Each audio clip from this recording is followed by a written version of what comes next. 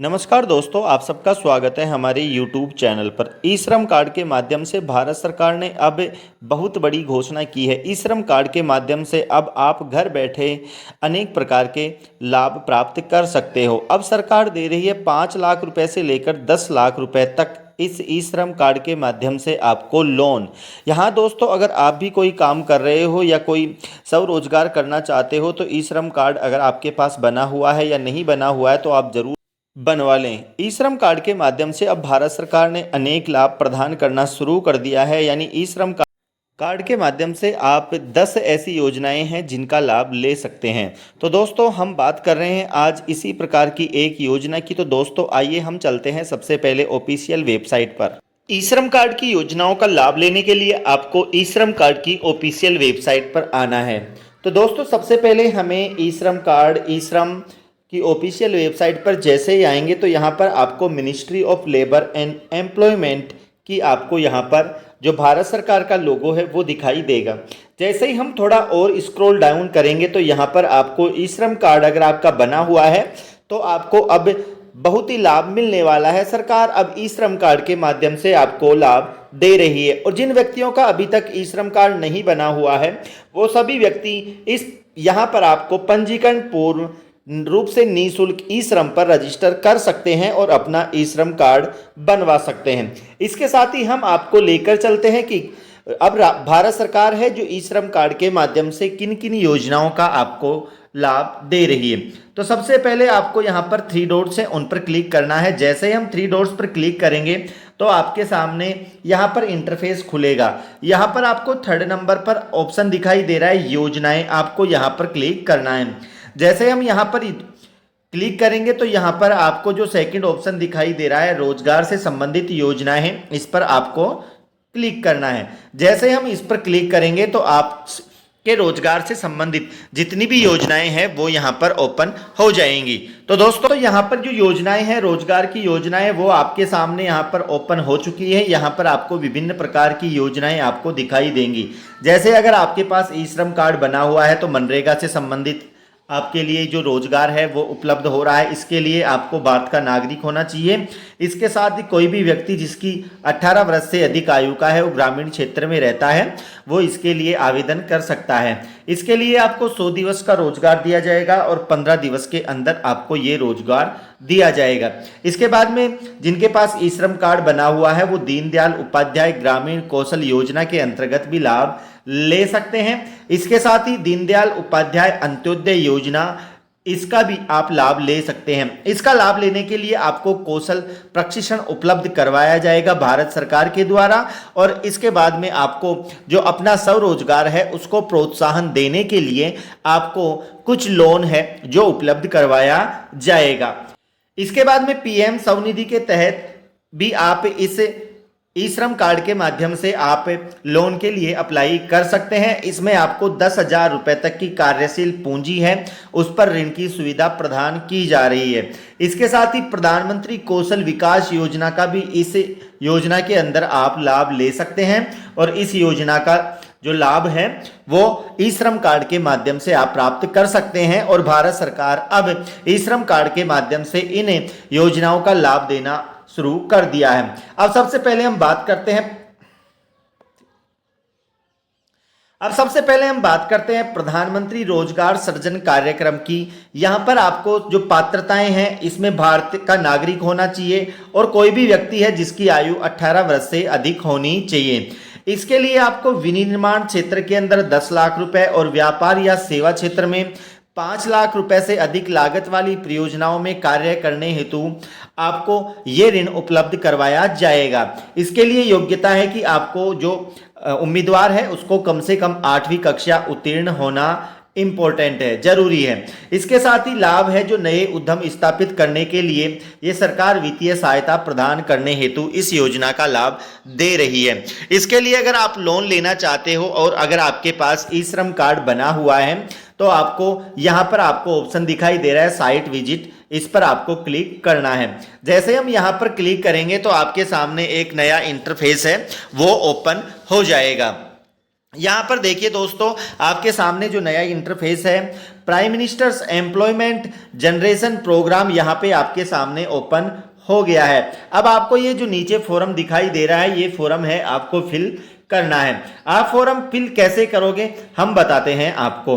तो सबसे पहले आपको, जो भी व्यक्ति है इस लोन के लिए आवेदन कर रहा है, तो उसका आधार नंबर आपको यहाँ पर भरना है। इसके बाद में जो एनरोलमेंट आईडी है 24 नंबर की, वो इसके बाद में आपको आधार से नामांकित हो जाएंगे।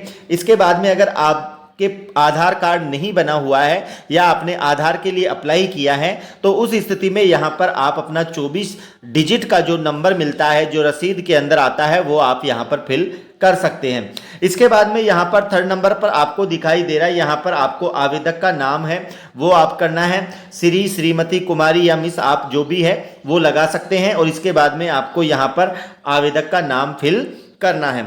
और जो भी आप जिस भी एजेंसी के बाद में है प्रायोजक एजेंसी, जिस भी एजेंसी से आप संबंधित होना चाहते हो, उस एजेंसी को यहाँ पर आपको फिल करना है। जो भी एजेंसी है उसको आप फिल करेंगे। इसके बाद में आपको अपना राज्य सेलेक्ट करना है, और जो भी आपका राज्य है उस राज्य को आप यहाँ पर क्लिक करके आप यहाँ पर सिलेक्ट कर सकते हो। इसके बाद में आपका जो भी डिस्ट्रिक्ट है उस डिस्ट्रिक्ट को आप यहाँ पर क्लिक करके सबमिट कर सकते हो। अब जैसे यहाँ पर आपको जो प्रायोजक कार्यालय है वो उसका पता है आपके सामने शो हो जाएगा। यहाँ पे वो आपको ये जो कार्यालय है उसको आपको सिलेक्ट करना है। जैसे ही हम ये सिलेक्ट कर लेंगे, इसके बाद में आपको कानूनी प्रकार है इंडिविजुअल है जो आपको सिलेक्ट करना है। इसके बाद में आपका जेंडर है, लिंग जो क्या है, मेल है फीमेल है, वो आपको यहाँ सेलेक्ट करना है। इसके बाद में आपकी जो जन्म तिथि है वो यहाँ पर आपको सिलेक्ट करनी है। इसके बाद में आपकी जो सोशल कैटेगरी है, आप किस कैटेगरी से आते हो, जनरल से आते हो या SC ST OBC जिससे भी आते हो वो सिलेक्ट करनी है। इसके बाद में आपको अगर विशेष आपकी श्रेणी है एक्स सर्विस से अंदर आप आते हो, वो आपको यहाँ पर सिलेक्ट है। आपको अपनी जो शैक्षिक योग्यता है वो आपको यहाँ सेलेक्ट करनी है। और यहाँ पर आपको पूरा जो आपका पत्राचार का पता है वो आपको यहाँ पर फिल करना है। इसके बाद में आपको जो आपका ब्लॉक है, जिला है, पिन कोड है, वो यहाँ पर सेलेक्ट करना है। और इसके बाद में आपको अपना जो मोबाइल नंबर है वो यहाँ पर आपको फिल करना है। इसके बाद में हम बात करते हैं कि गतिविधि का प्रकार, जो जिस भी गतिविधि के अंदर आप किस गतिविधि के अंदर जो लोन है वो लेना चाह रहे हो, ट्रेडिंग में लेना चाह रहे हो, सर्विस में लेना चाह रहे हो, मैन्युफैक्चरिंग के अंदर आप लेना चाह रहे हो। इसके बाद में आपको नीचे गतिविधि का नाम लिखना है। जो भी आप मैन्युफैक्चरिंग कर रहे हो, गारमेंट्स के अंदर कर रहे हो, उसका आपको नाम लिखना है। इसके बाद में नीचे आपको एक ऑप्शन दिखाई दे रहा है, उत्पाद का विवरण है, वो आपको यहाँ पर लेना है। क्या EDP प्रशिक्षण आपने लिया है या नहीं लिया है, आपको यहाँ पर सिलेक्ट करना है कि अगर आपने लिया है तो यस करना है और नहीं लिया है तो आपने नो करना है। इसके बाद में आपको प्रशिक्षण संस्थान का नाम लिखना है अगर लिया है। और इसके बाद में परियोजना की लागतन लिखनी है कि पूंजीगत व्यवसाय आपने अभी तक कितना जो है उस व्यवसाय के अंदर लगा दिया है। और इसके बाद में हम बात करते हैं कि यहाँ पर आपको अपना जो बैंक अकाउंट है वो आपको यहाँ पर फिल करना है, बैंक डिटेल्स। यहाँ पर आपको बैंक का नेम है वो सिलेक्ट करना है। बैंक का नेम सेलेक्ट करने के बाद जो भी आपका बैंक है वो यहाँ से आप सेलेक्ट कर लेना। और इसके बाद में आपका जो IFSC कोड है वो आप यहाँ पर सिलेक्ट करेंगे। IFSC कोड सिलेक्ट करने के बाद यहाँ पर आपका जो शाखा है उसका नाम भरना है, उस शाखा का पता भरना है और उसका जिला भरना है। अगर आप किसी दूसरे बैंक से फाइनेंशियल लेन देन करते हो तो आपको यहाँ पर जो दूसरा बैंक है उसका भी नाम फिल करना है, उसका भी आपको IFSC कोड भरना है। और इसके बाद में आप CGT MSc का लाभ उठाना चाहते हैं तो आपको यहाँ पर यस और नो करना है। इसके बाद में आपने PMEGP के बारे में कहाँ सुना है उसके बारे में आपको बताना है, किसी के व्यक्ति से सुना है या किसी के मुंह से सुना है, जो भी आप जिससे भी सुना है, रेडियो से सुना है, टीवी पे सुना है, न्यूज पेपर एडवर्टाइजमेंट है उनसे सुना है, तो आपको वो जो भी है वो आपको सिलेक्ट करना है, सोचना है, उसको क्लिक करना है। और इसके बाद में सेव एप्लीकेशन डाटा पर आप क्लिक कर देंगे। तो दोस्तों जैसे ही हम यहाँ पर सबमिट पर क्लिक करेंगे तो यहाँ पर user details has been send to your registered mobile number, log in to fill the other details. Your application will not be considered valid until it finally submitted to the concerned office इस प्रकार का आपको message प्राप्त होगा। यहाँ पर आपको please proceed to upload details और यहाँ पर आपको एप्लीकेंट लॉगिन है। अब आपके आईडी और पासवर्ड हैं जो आपने मोबाइल नंबर डाला था उस मोबाइल नंबर पर भेज दिए गए हैं। यहाँ पर आपको एप्लीकेंट लॉगिन पर क्लिक करके आपको आईडी पासवर्ड डाल के जो भी रिक्वायरमेंट डॉक्यूमेंट है वो आपको यहाँ पर पीडीएफ बनाकर आपको अपलोड करनी है। और इस प्रकार से आपको 10 लाख 5 लाख रुपए से 10 लाख रुपए तक का जिस भी व्यवसाय में आप अपना पैसा लगाना चाहते हो तो वो पैसा आपको लोन के माध्यम से प्राप्त होगा। जब तक आप ये प्रक्रिया नहीं करेंगे तब तक आपने जो अभी तक फॉर्म भरा है वो आपका सबमिट नहीं माना जाएगा। इसलिए आपको एप्लीकेंट लॉगिन पर क्लिक करना है और यहाँ पर आपको जो डॉक्यूमेंट है वो आपको अपलोड करने हैं। लॉगिन पर जैसे ही हम यहाँ पर एप्लीकेंट लॉगिन पर क्लिक करेंगे तो आपके सामने यहाँ पर यूजर आईडी और पासवर्ड का एक ऑप्शन दिखाई दे रहा है। यहाँ पर आपको जो मोबाइल नंबर पर यूजर आईडी और पासवर्ड मिले थे वो आपको यहाँ फिल करने हैं और इसके बाद में यहाँ पर आपको लॉगिन पर क्लिक करना है। जैसे हम यहाँ पर ओपन करेंगे तो आपके सामने एक और पेज ओपन होगा। यहाँ पर आपको इम्पोर्टेंट नोटिस है वो आपके सामने शो हो जाएगा। यहाँ पर आपको please verify Aadhaar number, date of birth, gender and mobile number details are has पर आधार कार्ड के अकॉर्डिंग आपका नाम, आपकी डेट ऑफ बर्थ, जेंडर और मोबाइल नंबर आपको आधार कार्ड के अकॉर्डिंग यहाँ पर फिल करना है जो हमने पहले फिल कर दिया है। अब यहाँ पर आपको क्लोज का जो ऑप्शन है वो बटन दबा देना है। इसके बाद में जैसे ही हम थोड़ा और स्क्रॉल डाउन करेंगे तो आपके सामने इस प्रकार का पेज है वो ओपन हो जाएगा। अब यहाँ पर आपको जो अपलोड है उस अपलोड पर आपको क्लिक करना है। यहाँ का अभी तक हमारा जो स्कोर कार्ड है वो आपके सामने ओपन यहाँ हो गया है और यहाँ पर आपको अपलोड पर क्लिक करना है।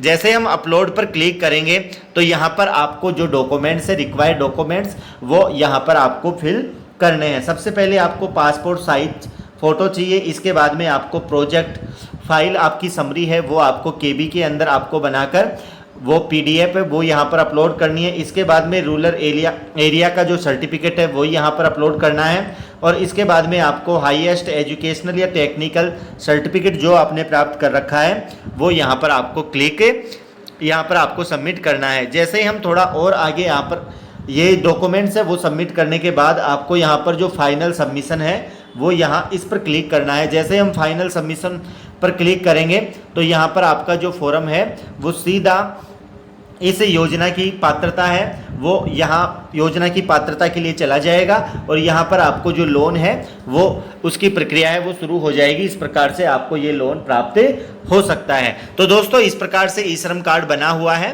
तो आप ई श्रम कार्ड के माध्यम से बहुत सारे लाभ भारत सरकार की योजनाओं का ले सकते हैं। तो आपको जल्दी से ये इस लोन के लिए अप्लाई करना है और अपना जो व्यवसाय है उसे आगे बढ़ाना है। दोस्तों इसी प्रकार की और वीडियो प्राप्त करने के लिए आप हमारे चैनल को सब्सक्राइब करें और चैनल को शेयर और लाइक ज़रूर करें। Thank you.